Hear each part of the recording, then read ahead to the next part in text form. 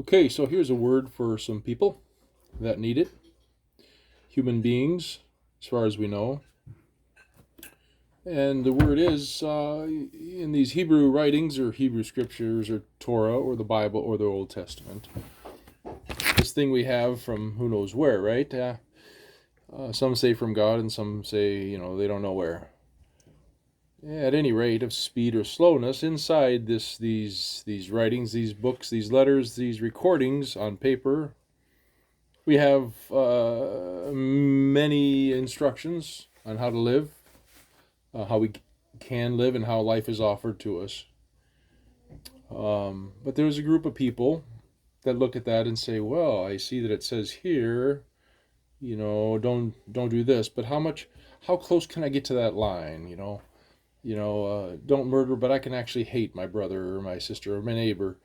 Um, so we have instructions in there that say the holy people of God may deal shrewdly with the heathen or the outsiders or the wicked or the perverted, the people that are doing a bunch of nonsense and they're greedy, whatever the case is, they're unholy, they're unthankful.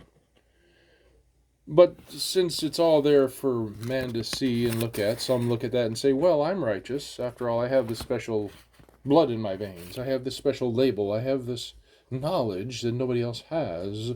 You know how it is when you're uppity up like me. Whatever the case, they call themselves Muslims, Christians, Jews. They look holy, they look special, they sound very polished and special and knowledgeable, and whatever the case is. There apparently is a group of them that take this instruction and instead of using it for God's glory and the benefit of their neighbor, to where they stay in the group of the people of God, whatever their position, and whether they're priest or they're bearing the ark there, or they're about the daily tasks of whatever the necessities are. Instead of just being happy and peaceful to be close to the Creator and His words, they want to say, no, it says we can deal shrewdly. Ah, yes, so let's deal shrewdly. Come, let us deal shrewdly, huh?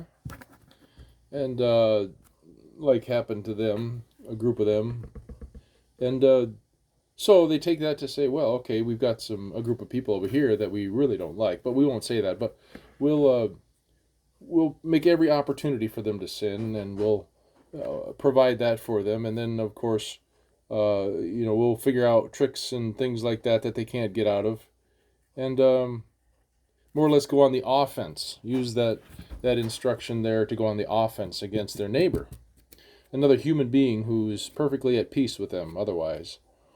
The problem is, you start saying, "Oh, look at those wretches. Let's trick and attack them."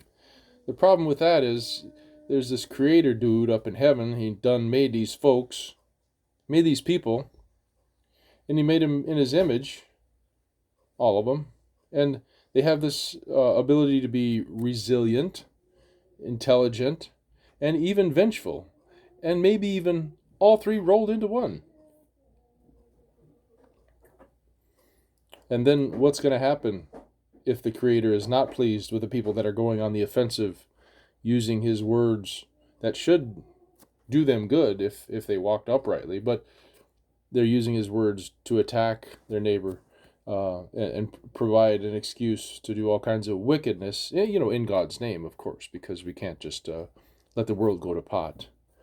But yeah, what happens when God puts His Spirit in one of these lowly people off the street, say, or a craftsman that deals with making cloth, or herding goats, whatever the case is.